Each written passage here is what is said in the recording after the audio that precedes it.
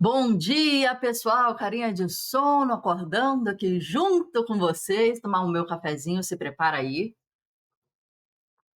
Quero perguntar como é que está a leitura para vocês, se vocês estão conseguindo fixar o aprendizado, fazer as marcações conforme a gente está falando, entender um pouco mais, degustar o livro, que é o que a gente faz aqui na comunidade, né? A gente não lê, mas a gente degusta o livro, estuda o livro. Então, espero que essa esteja sendo, né, uma oportunidade muito boa aí para vocês. Nós estamos lendo no Kindle, como você sabe. A gente está em 35%, página 76 de 176. Mas esse livro aqui, eu acho que tem itens a mais, né? Deixa eu ver aqui como é ele, só um minuto. Eu acho que tem.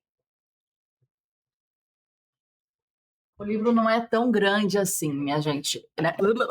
Gente do céu, hoje estamos atrapalhados. Calma aí, calma aí. O livro não é tão grande assim. O livro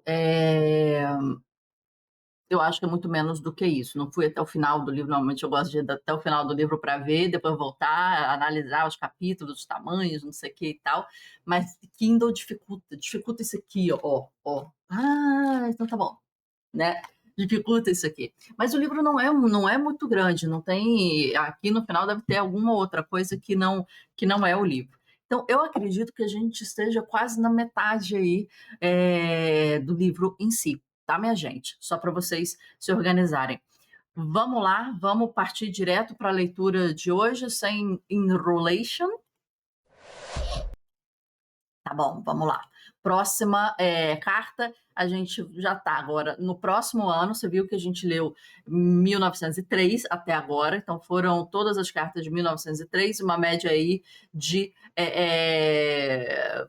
2 em 2 meses, né? Uma carta aí do Ryuk, tá? Então a gente está em maio já, então assim, não estamos no inicinho do ano, não, já passou aí para maio e vamos começar a nossa leitura. Se prepare seu cafezinho e bora lá. Meu caro senhor Capos, já se passou muito tempo desde que recebi a sua última carta. Não me guarde rancor, primeiro pelo trabalho, depois pelo incômodo e, por fim, um adoecimento que me mantiveram afastado dessa resposta que deveria surgir assim que eu queria, né? Assim eu queria, de dias tranquilos e bons. Eu acho que já é uma terceira vez que ele comenta de alguma coisa de saúde. Então a gente já pode perceber que ele tem uma imunidade, uma saúde que está mais frágil nesse período. Pelo menos a gente vê que volta e meia é gripe, é não sei o quê, é saúde. E isso meio que assim não parou nesse processo como um todo. Ele vai falecer de um tipo raro de leucemia, né, ao final da sua vida. Então a gente sente que ele tem realmente uma dificuldade aí. Ele está em Roma, não é um país, não é um local, né? Muito, muito, muito frio, né? Daqueles locais assim inóspitos, gélidos, não sei o quê. É um local, eu fui no verão, nossa, suei bicas, né, em Roma, então é um local prazeroso, vamos dizer assim, tá? Agora eu me sinto novamente bem melhor no início da primavera, com as mudanças ruins e instáveis, também me fez sentir demais por aqui. E além disso, caro senhor Capos, gostaria de cumprimentá-lo e dizer o melhor que puder, o que faço com todo o meu coração. Algumas coisas sobre a sua carta. Veja só. Copiei o seu soneto porque eu achei belo e simples, nascido de uma forma a qual nos achegamos achegamos com tranquila temperança. São os melhores versos escritos pelo senhor que pude ler até aqui. E agora passo uma cópia porque sei que é importante. Além de ser uma experiência completamente nova, reencontrar um trabalho próprio, escrito por outra pessoa. Leia os versos, como se fossem alheios. Então sentirá no seu íntimo o quanto eles são seus. Foi para mim uma alegria ler várias vezes esse soneto e sua carta e agradeço-lhe por ambos. Olha que interessante. Leia como se não fosse seu para que ele pareça mais seu. Ele copiou o texto do Capus para que ele pudesse ler como se fosse de outra pessoa e se reconhecer naquilo. Olha que exercício fantástico, e às vezes que a gente tem uma proximidade muito grande da nossa obra de arte, sabe? Às vezes a gente fica muito próximo à nossa obra de arte. Que ela é tão nossa, que reconhecemos qualquer pincelada. Estou falando porque sou pintora, pincelada dela. Se extrair uma pincelada e colocar só uma pincelada, você fala: isso aqui é meu. Isso aqui é a forma como eu pinto, isso aqui é a pressão que eu coloco, isso aqui é o tipo de movimento e fluidez, isso aqui é meu. Mas o que ele está falando? Imagina para um pintor aqui, ele copiou e está pedindo para ler. Imagina que alguém copia a sua pintura, tentando fazer fielmente, e você vê, e você fala: cara, é minha. É tão minha que o outro nem conseguiu fazer do outro, mas é bom ver em outros traços, em outras escritas, em outros traços. Ou você, vamos supor, eu tenho aqui as art prints da minha pintura. É um outro suporte, é um outro formato, né?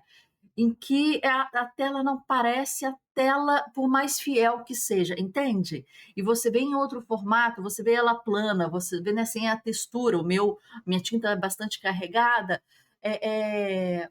cara, é seu, mas não é seu, né? E aí você sente tão seu. Isso aqui foi muito legal. Olha, vou copiar aqui. É um exercício para o artista. E não se deixe desviar com sua solidão pelo fato de que haja em si mesmo algo que deseja sair dela. Afinal, é justamente esse desejo. Caso o utilize com tranquilidade e altivez, que o auxiliará a estender a sua solidão para espaços amplos como um instrumento. As pessoas, com o auxílio das convenções, resolveram tudo da maneira mais fácil e pelo lado mais fácil do que era fácil. Mas é evidente que temos que nos ater ao que é difícil. Sobretudo, tudo que é vivo se atém às dificuldades. Tudo na natureza cresce, defende-se à sua maneira, assumindo o que lhe é próprio, tentando sê-lo a qualquer preço e contra toda resistência. Sabemos pouco, mas atermos ao que é difícil é uma certeza de que não nos abandonará. É bom estar só, pois a solidão é difícil. Vai lá ele falar da solidão de novo. Todas as cartas têm a questão da solidão, minha gente. E o fato de que algo é difícil deve ser um motivo a mais para fazê-lo. Amar também vou colocar aqui, ó. Amar também é bom, pois o amor é difícil. É, Então, vamos só parar aqui e entender. Saiu o ano, entrou o ano, ele voltou a falar de solidão. Ele voltou agora a incutir a ideia da importância da solidão para Capus. A solidão dele é uma solidão extrema, uma solidão que ele não está mais com mulher, mas não está mais com filho, tá isolado e qualquer coisa a mais, né? Hoje a gente é bombardeado por coisas, né? Mesmo estando sozinhos, estou sozinha aqui em casa, trabalho sozinha aqui em casa, mas o que que acontece? Eu tenho vocês, eu tenho o celular, eu tenho, né? Tem demandas, aparecem aqui. Naquela época, não. Naquela época, se alguém batesse, pedisse, né, alguma coisa, fosse fazer uma visita, era uma coisa muito mais, assim, improvável de acontecer. Solidão era muito mais possível. Esse é o ponto que eu estou colocando. A solidão, de fato, mais bruta, mais difícil, era muito mais possível naquela época do que hoje. Hoje as atribulações, as coisas, etc., não te deixam estar tão sozinho. Você pode estar só, mas você às vezes não está na solidão. Eu estou só dentro de casa, né? Não tem ninguém aqui comigo. nos dias de trabalho, mas eu não sinto uma solidão. Então, a solidão, ela não é somente estar só, ser só. Você pode sentir solidão no meio da multidão, né? Esse frase que falam. É um sentimento que é potencializado pelo estado de estar sozinho. Mas a solidão é muito difícil. Você pode estar sozinho e não viver uma solidão. Entende isso? Você pode estar sozinho e não viver uma solidão. Você pode usar diversos subterfúgios hoje em dia. O telefone, as redes sociais, né? Você pode fazer viagens sozinha e encontrando pessoas no meio do caminho. Você vai fazer uma amizade ou não, mas encontrando pessoas e passando, né, e conhecendo sozinha, né? Mas aqui ele já tenta incutir no Carlos, um cara muito mais novo que ele. Aí você coloca uns 10 anos. A gente viu que quando começou aqui ele tinha 28 e o Carlos 19. Então, a diferença, e que eu achei que fosse muito maior, na verdade, quando eu comecei a ler o livro das outras vezes, eu achei que a diferença fosse uma diferença, tipo,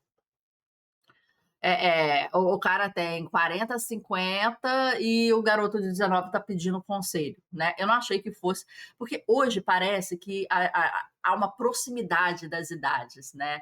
E quando você pede um conselho, né? Eu, pelo menos, quando peço um conselho, eu quero skin in the game, eu quero a pele em risco, o conceito de Nassim Taleb, no seu livro Arriscando a Própria Pele. Eu quero alguém que já está macaco velho no negócio, né? Eu não quero alguém que assim, conseguiu logo ali, depois da esquina, né? Uns aninhos depois de mim, não fixou o seu esforço, não trabalhou o seu nome, não teve experiência em cima de experiência em cima de experiência, né? Eu quero uma pessoa que já suou pra caramba, que já conquistou pra caramba, que tá aí, ó, muito distante de mim. 10 anos aqui parece muito pouco, né? Mas de repente, naquela época, pelo nível de maturidade, esses 10 anos de repente significam 20 anos de hoje, pelo nível de maturidade. Até porque as pessoas de lá não morriam aos 80 anos, 70, 80 anos, né, como hoje. Morriam bem mais novos, como aconteceu no caso dele, né, com o Hilke, que vai morrer bem novo. É, Agora, é curioso pensar nessa questão da importância da solidão. Eu acho que para a escrita, para o pensamento, a solidão é uma coisa muito importante. Agora, a solidão pode ser vivida com alguém que respeite o seu espaço de solidão. Eu tô lendo um livro, que é esse aqui. Esse aqui é o livro que eu estou lendo hoje em dia, né? É um livro sobre livros, né? Reflexão sobre livros, e é Tempo de Morangos, da Bruna Martioli, pela Intrínseca, tá? É um livro que é curtinho e é um livro sobre insights dela, o primeiro livro dela. Ela é uma professora de literatura brasileira que mora 29 anos, ó, a idade, que mora em Portugal, fazendo mestrado e doutorado, e eu sigo o conteúdo dela online. Fica a dica aí para você. Muito conteúdo de livros de ficção, tá? Livros, às vezes, clássicos, muitas referências de pessoas lá de fora. E eu estava lendo na barca, né? Eu pego barca, gente. Na barca ontem, né? E gosto de ler na barca. Tô quase aqui terminando. E ela fala de um relacionamento que ela teve em que a pessoa não entendia essa questão dela de ler. Ela é professora de literatura. Ela tem que ler. O trabalho dela é ler bastante, né? Até para se formar lá no doutorado, defender a tese e para dar aula. Então, tudo é em torno da leitura. É uma coisa que ela gosta, ela escolheu isso como profissão. Então, ela começa a falar que a leitura começou a ser um desafio ou um competidor, um inimigo. Acho que a palavra que ela usa é inimigo, um inimigo para esse relacionamento dela, para esse cara que ela namorava. Porque ele começou a colocar regras. Você lê muito, então no final de semana você não pode ler porque tem que ser o tempo para gastar com a gente. Então, não sei o que você não pode ler para não sei o quê. Então, ela começou a ser cerceada nesse momento dela de leitura porque é um momento isolado. Você lê sozinho, você não lê com alguém. Não é uma coisa, vamos jogar uma carta, um carteado, um baralho. Você vai jogar com alguém, possivelmente, né? É um momento que você está dividindo. A leitura, por mais que tenha alguém lendo do seu lado um livro, né? É uma coisa muito individual, é muito. A leitura é muito solitária, muitas vezes. E aí depois você pode ter até discussão sobre livro, um clube do livro que te segue, né? A gente aqui nessa leitura, estamos juntos. A proposta é diferente, mas normalmente a leitura ela é uma coisa solitária. E ela começou a falar que o namorado começava a tratar a leitura como um inimigo e impedir ela de ter esses momentos dela sozinhos de leitura, até para o trabalho, e impedia de ler à noite, impedia de ler final de semana, e daqui a pouco ela estava reduzindo a leitura dela, porque ela não podia ler em horários em que, de repente, ela gostaria de ler, porque aquilo ele sentia que era o momento deles, né? Eu acho que tem que ter aí um equilíbrio muito grande, mas a gente tem que entender que esse momento de leitura é um momento de solidão. É um momento que você requer solidão, por mais que o namorado esteja no mesmo sofá lendo um outro livro ali, ou lendo até o mesmo livro, né? Mas a sua experiência ali é uma experiência sozinha. E a experiência da escrita, né? Você vê várias pessoas falando aqui, ela fala muito, muito, muito de Augustina Bessa Luiz e de Clarice Lispector. Tendo um capítulo inteiro para Clarice aqui. Então, ela cita, né? Até no final desse livro, tem diversos dicas de leituras de livro, que depois eu vou dar aqui para vocês. Mas ela fala dessa coisa de estar sozinha. Clarice era sozinha, escrevendo, manufaturando aquelas palavras que são poesia, né? Da Clarice, entende? Sabe? Então, aí eu te pergunto, aqui não tem certo, não tem errado. Vocês estão me ouvindo, mas eu quero ouvir vocês também. Comentário, escreve aí, por favor, na legenda, escreve aí, por favor. Manda inbox para mim no Instagram. Eu leio todas as mensagens, eu respondo e tal. Assim, abusa, né? Vai mandando. Eu quero essa interação. Aqui a comunidade é viva, tá? O quão a solidão é importante e presente para você. Outra pergunta: a sua solidão está sendo cerceada por alguém? Esse momento seu de solidão, que você opta pela solidão, está sendo cerceado por alguém que fala, não, temos que passar tempo juntos, não pode agora fazer isso, que é uma coisa isolada. Pode ser até caminhar, pode ser até meditar, pode ser até um retiro que você queira fazer, pode ser até alguma coisa nesse sentido, tá?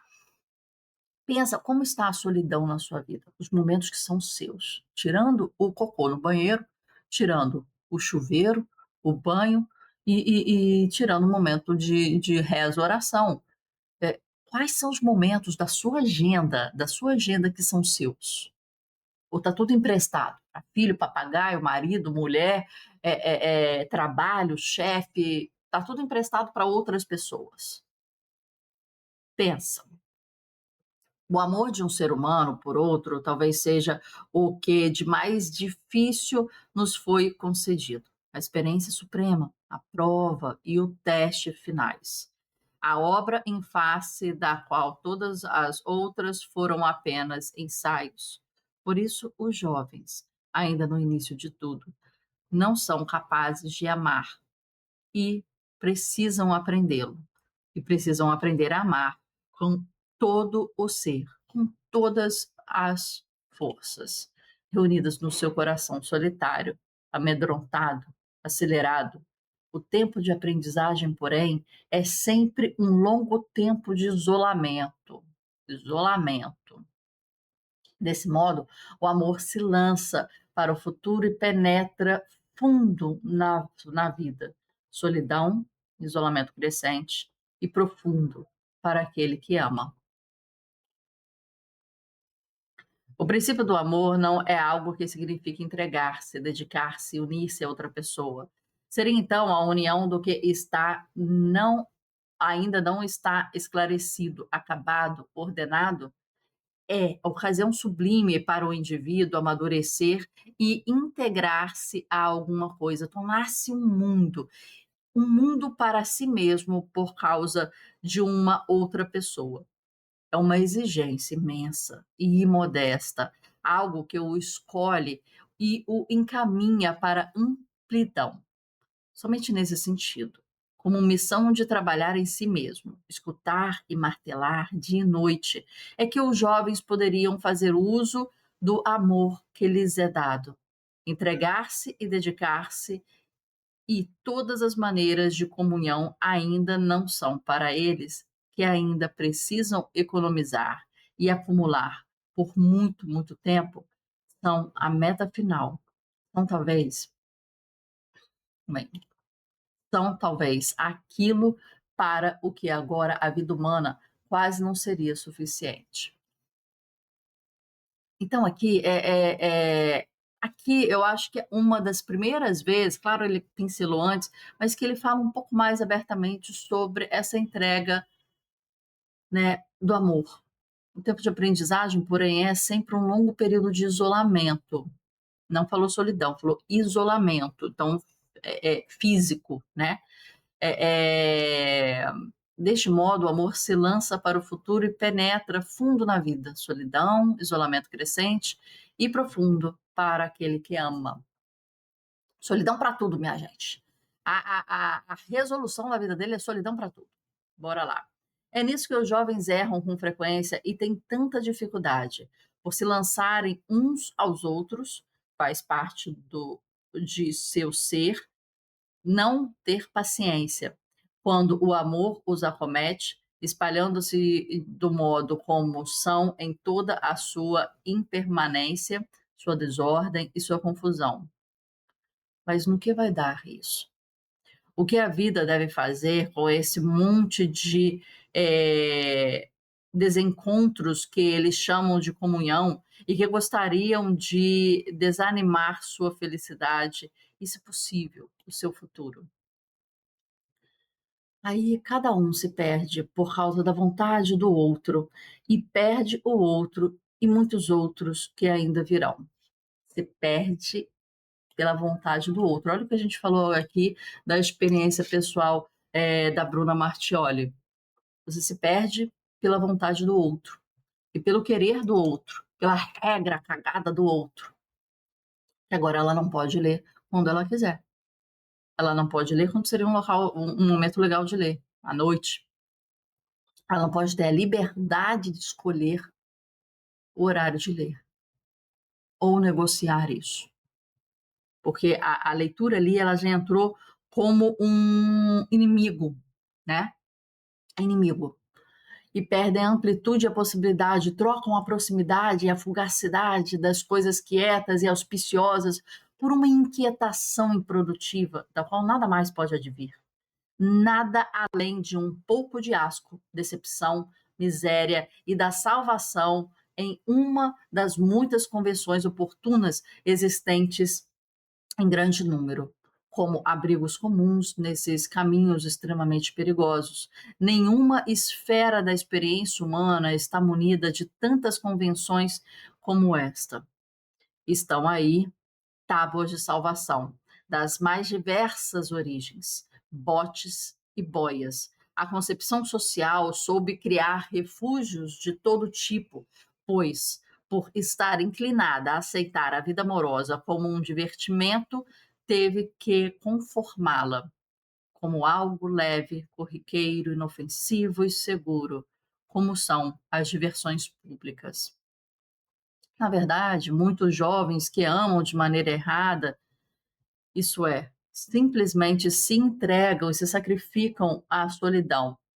A média sempre permanecerá nisso. Sentem a opressão do desencontro e, de um modo próprio e particular, querem tornar vital e fecundo o estado em que se encontram, pois a sua natureza lhes diz que essas questões de um amor, que muito o que é importante, são as que menos podem ser resolvidas publicamente por um ou por outro acordo. pois são questões íntimas, questões de pessoa para pessoa, que só exigem para cada caso respostas pessoais, novas, específicas, mas como deveriam encontrar uma saída a partir de si mesmos, das profundezas da sua solidão já abalada, eles que se ajuntaram sem colocar limites, nem se diferenciar, e que, portanto, não possuem mais nada de próprio. Eles agem a partir do desamparo comum e quando, então, com total boa vontade, querem evitar as convenções que os atingem, como o casamento, por exemplo, são apanhados pelos braços de uma solução convencional, pouco ruidosas, mas igualmente mortal, pois tudo que os rodeia, mesmo ao longe, é convenção. Sempre que se trate de uma comunhão nebulosa e logo estabelecida, toda atitude é convencional. Toda relação resultante de um tal desarranjo tem suas convenções, mesmo que incomuns, isso é, imoral de um sentido comum, pois, nesse caso, até a separação seria um passo convencional, uma decisão fortuita e impessoal, sem força e sem frutos. Quem olha seriamente percebe que tão difícil quanto é para a morte, também é o amor que se discernir qualquer explicação, solução ou aceno ou caminho. E para essas duas tarefas que carregamos e transmitimos veladamente, sem revelá-las, não se pode considerar nenhuma regra comum baseada em um acordo. Mas à medida que começamos a tentar a vida como indivíduos, essas coisas grandiosas se assomam a nós, os indivíduos, de maneira muitíssimo próxima. As exigências que o difícil trabalho do amor coloca para o nosso desenvolvimento são gigantescas. E como iniciantes, não estamos à altura delas. Contudo, se resistimos e assumirmos esse amor como carga e tempo de aprendizado, em vez de nos perdermos em meio a todo esse jogo fácil e leviano, atrás do qual as pessoas se ocultaram da seriedade seríssima de seu ser, talvez se perceba desse modo um pequeno progresso e um alívio para aqueles que virão bem depois de nós. Isso já seria muito. De fato, chegamos mesmo a considerar a relação de um indivíduo para o outro indivíduo com objetividade e sem preconceitos. Essas tentativas de vivenciar um tal relacionamento não possuem um modelo prévio. Contudo, já há uma passagem do tempo, muita coisa que pode auxiliar nossa condição hesitante de principiantes.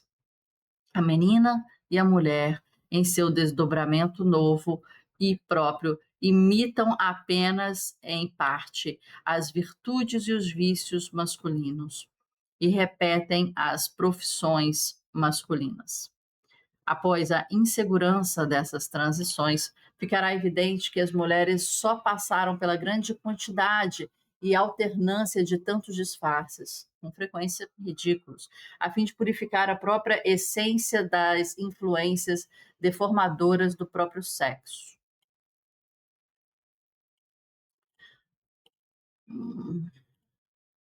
Mulheres, por abrigarem e acolherem a vida de um modo mais imediato, mais fecundo, mais confiante, devem ter se tornado certamente seres humanos, no fundo, maduros, mais humanos do que o homem leviano, arrastado pelo peso da inexperiência de um fruto carnal sobre a superfície da vida e que menospreza, petulante e precipitado aquilo que pressupõe amar. Essa humanidade da mulher, gerada em meio a dores e humilhações, virá à tona quando ela se desfizer das convenções exclusivas da feminilidade, das transformações de sua posição social. E os homens que então não perceberam tal coisa serão surpreendidos e derrotados por ela. Um dia, agora que são perceptíveis, manifestos pelo menos nos países nórdicos, um dia ali estarão a menina e a mulher, cuja denominação não significará mais apenas uma posição, a oposição ao masculino, mas algo em si, algo que não nos fará pensar em nenhuma contemplação ou limite, apenas na vida e na essência, o ser humano feminino. Bem à frente do seu tempo, né? Essas posicionamentos aqui.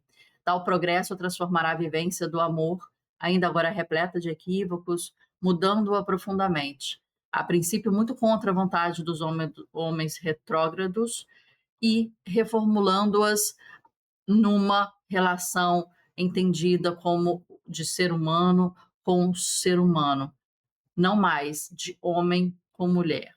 E esse amor mais humano, que se realizará de modo infinitamente atencioso e suave, bom e claro, na união e na dissolução, vai se assemelhar àquele que preparamos lutando com esforço, ao amor que consiste em duas solidões, se protegendo, se delimitando e se consagrando. Ficou poético aqui, né? Eu gostei dessa parte aqui.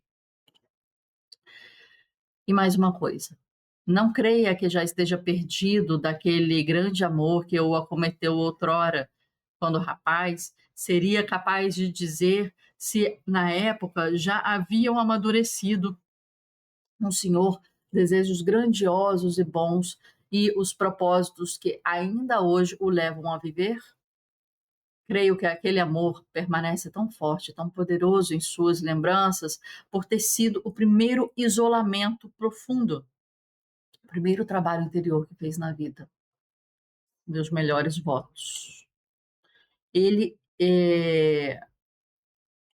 ele compara aqui ao amor, ao também um ato de isolamento conjunto. Entende essa reflexão? O amor permanece tão forte, tão poderoso em suas lembranças por ter sido o primeiro isolamento profundo e o primeiro trabalho interior. Então, ele tem uma visão aqui muito moderna do amor, a visão da mulher muito à frente do seu tempo, né? Colocando um ser humano feminino, não uma mulher em oposição homem-mulher, e o homem tem que fazer isso, deve fazer isso, a mulher tem que fazer isso, deve fazer isso. Então, ele tira muitas das vezes essa dicotomia opositiva de opostos entre né, os sexos né, os gêneros, e ele traz, né, uma visão muito à frente do seu tempo do relacionamento.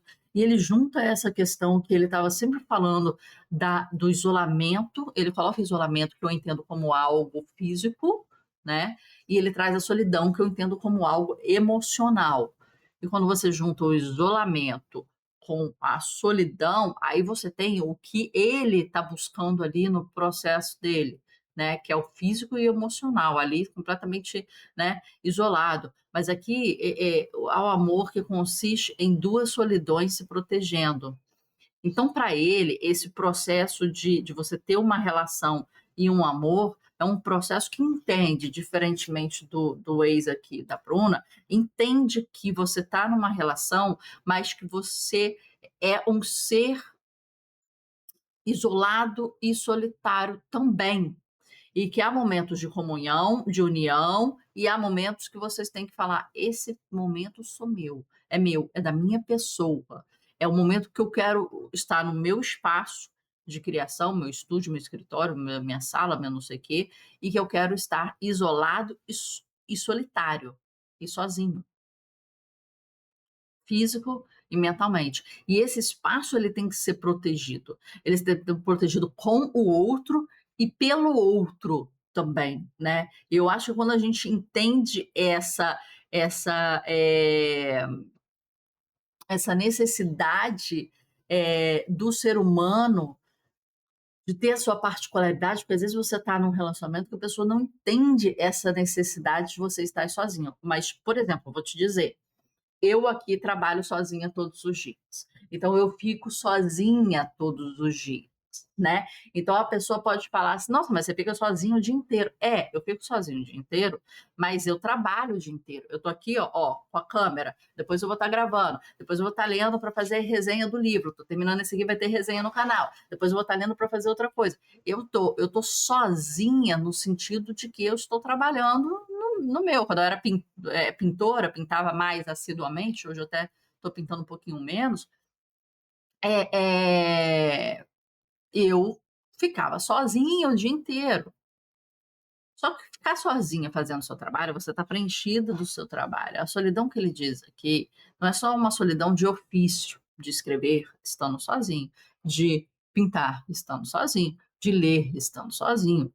É Além disso, além de executar o seu trabalho do jeito que ele tem que ser executado, pode ser sozinho ou em coletivo, né? Se você é professora, você pode estar na frente de uma câmera ou você pode estar com 200 pessoas na sua frente no auditório falando, né? Mas independente da forma como você trabalhe, né? Mas você precisa, além disso, de um momento seu sozinho. Então, quer dizer que a Bruna iria precisar desse momento à noite sozinha.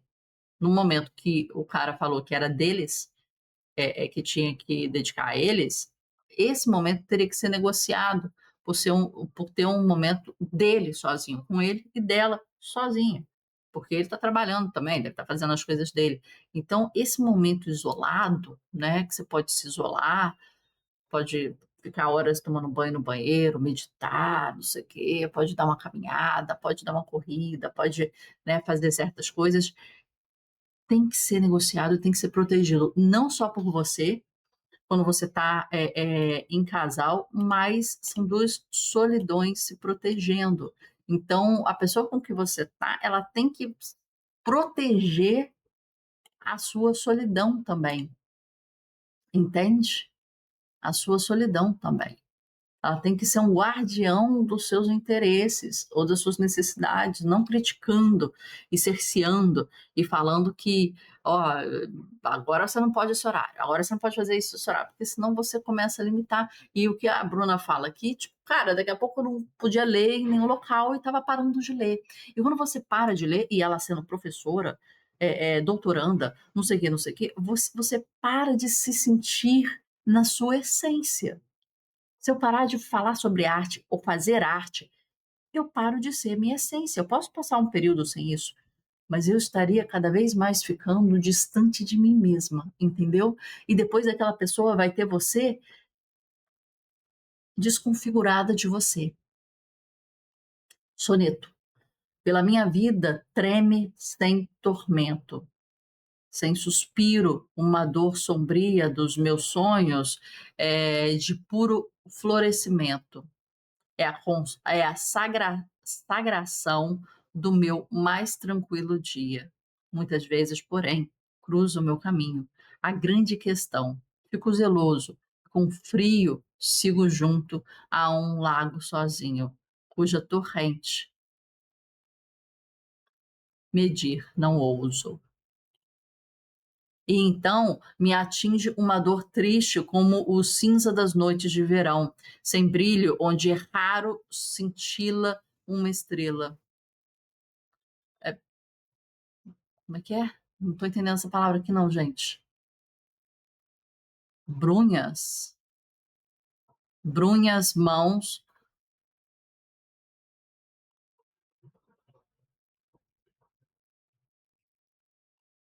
Ô, gente, não estou entendendo não.